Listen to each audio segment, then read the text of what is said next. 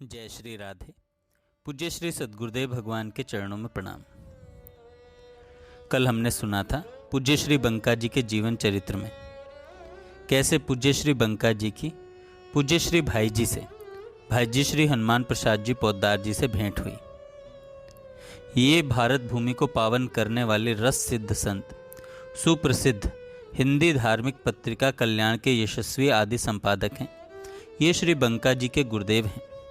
इनका अति संक्षेप में परिचय श्री बंका जी की पुस्तक माँ और बाबूजी में लिखा गया है, वहीं यहाँ आगे दिया जा रहा है।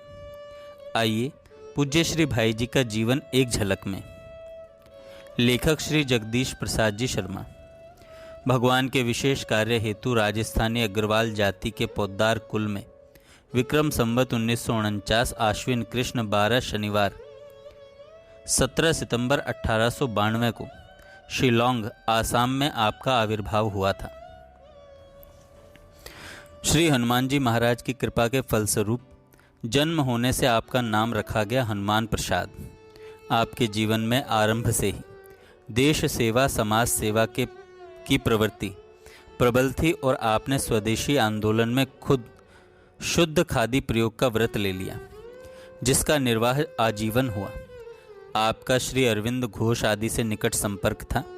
क्रांतिकारी गतिविधियों में भाग लेने के कारण अंग्रेजी सरकार ने आपको जेल भेज दिया और फिर बंगाल के शिमलापाल गांव में 21 महीने के लिए नज़रबंद कर दिया। वहां एकांत में आध्यात्मिकता का उन्मेष हुआ और गहन स्वाध्याय के साथ भगवान के नाम जप तथा ध्यान की साधना में उल्लेखनीय प्रगति हुई। सरकार द्वारा बंगाल से निष्कासित किए जाने पर आप सन 1918 में बंबई गए।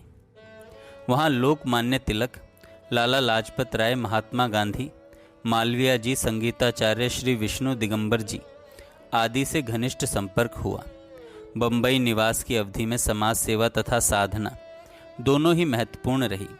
भगवान नाम निष्ठा के फलस्वरूप आपको भगवान श्री राम के दर्शन हुए। साकार उपासना के साथ साथ निराकार साधना के क्षेत्र में भी ऐसी स्पृहणीय महद उपलब्धि हुई कि स्वप्न की सृष्टि के समान जगत की प्रतीति एवं निरंतर आनंदमय बोध स्वरूप परमात्मा के प्रत्यक्षवत स्थिति आपकी सहज अवस्था थी। इस महद उपलब्धि में बहुत सहायक रहा संत प्रवर श्रद्धेय श्री जयदयाल जी गोयंदका जी से प्राप्त सत्संग और क्रमशः श्रद्धेय श्री सेठ जी के प्रति अति पूज्य भाव आपके अंतर में प्रतिष्ठित हो गया। बंबई में सत्संग भवन की स्थापना हुई और आपके संपादकत्व में वहीं से सुप्रसिद्ध हिंदी धार्मिक मासिक पत्रिका कल्याण का सन 1926 में प्रकाशन आरंभ हुआ।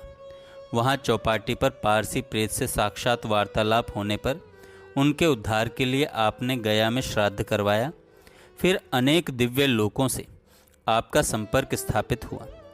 आपके हृदय में गंगा तट पर एकांतवास की प्रबल आकांक्षा जग उठी। अतः पत्रिका के संपादन संचालन की दृष्टि से सन 1927 में कल्याण का बंबई से गीता प्रेस गोरखपुर स्थानांतरण हो गया, किंतु ईश्वरीय योजना के अनुसार संपादकीय दायित्व से आप मुक्त न हो सके। भगवत दर्शन की प्रबल उत्कंठा होने से आपको सन 1927 में भगवान श्री विष्णु के दर्शन हुए और शिवांक तथा शक्ति अंक के प्रकाशन के समय शक्ति शिव का भी साक्षात्कार हुआ। सन 1936-37 में देवर्षि नारद एवं महर्षि अंगिरा के दर्शन हुए तथा उनसे प्रेमा उपदेश के साथ साथ एकांतिक उपासना की महान प्रेरणा भी प्राप्त हुई। यही प्रकर्ष मधुर उपासना भविष्य में आप द्वारा ज्ञानोत्तर भाव राज्य संज्ञा से अभिहित हुई, जिसमें आपके द्वारा रसाद्वैत दर्शन का रहस्य स्वरूप निखरकर उद्भासित हो उठा। देवऋषि के कथन अनुसार दिव्य संत मंडल में आपका अंतर्निवेश हो गया। आपने कल्याण पत्रिका का एवं उसके विशेष कोश जैसे विशेषांकों का 44 वर्षों तक सफल संपादन किया। श्री राधा माधव संबंधी विपुल साहित्य के साथ साथ गद्य पद्यात्मक प्रभूत मौलिक साहित्य की सृष्टि आपके द्वारा हुई। गीता प्रेस से प्रकाशित संपूर्ण साहित्य एवं देवी देवताओं के चित्रों का निर्देशन, संशोधन, संपादन प्रमुख रूप से आपके ही द्वारा संपन्न हुआ।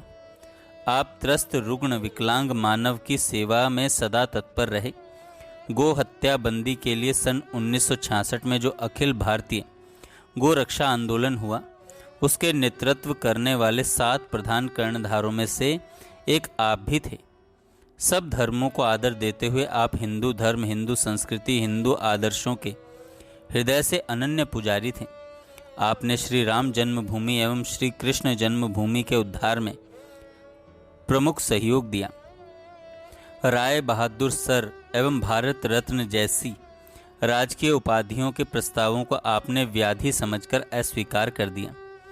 आपकी साधना के प्रमुख अंग थे नाम जप, ध्यान, सर्वत्र भगवत दर्शन और भगवत कृपा पर विश्वास। भगवान विष्णु के दर्शन के बाद गीता वक्ता भगवान श्री कृष्ण, फिर वृंदावन विहारी श्री मुरलीधर के दर्शन हुए। श्री राधा माधव के दिव्य लीला राज्य में प्रवेश होने पर आप महाभाव रसराज के रस सिंधु में सतत निमग्न रहने लगे।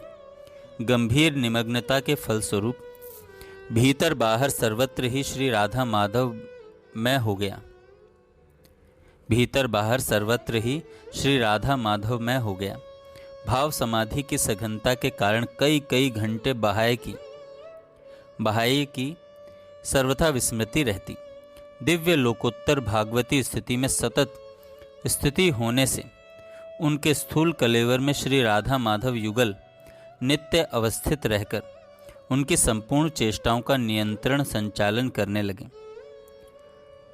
विक्रम संवत 1927 चैत्र कृष्ण 10 सोमवार 22 मार्च 1971 को प्रिया प्रियतम श्री राधा माधव की नित्य लीला में लीन होने तक आपके द्वारा भूतल पर आध्यात्मिकता, आस्तिकता, धार्मिकता, सात्विकता, नैतिकता का तन मन वचन जीवन द्वारा प्रचार प्रसार होता रहा। जय श्री राधे। आइए अब एक सुरेश गीत का पद सुनते हैं पूज्य श्री भाई जी के पद रत्नाकर से। ये पूज्य श्री भाई जी का एक झलक में छोटा सा जीवन चरित्र, जीवन परिचय।